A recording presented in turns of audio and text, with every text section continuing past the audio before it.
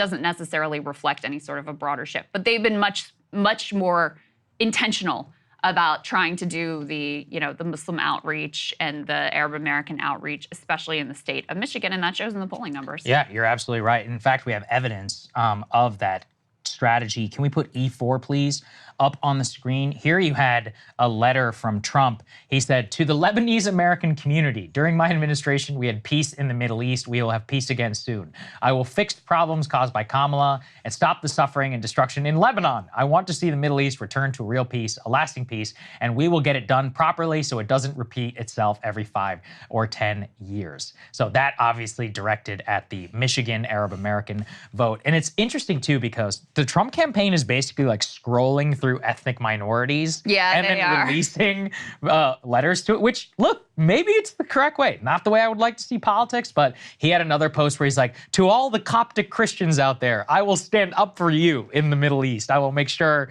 that we will not," what was the whole Azerbaijan thing, Azeri,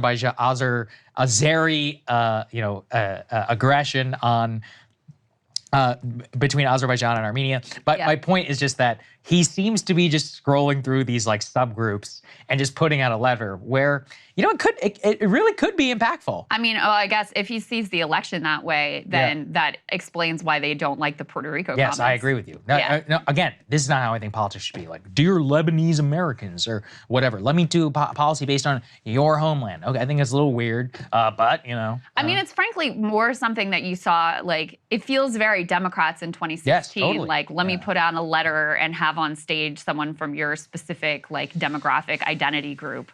Feels like the direction that the Trump campaign is going in. But, with regard to Arab Americans, Muslim Americans, less so young people who I think, are either going to vote for Jill Stein by and large, or they're just not going to vote.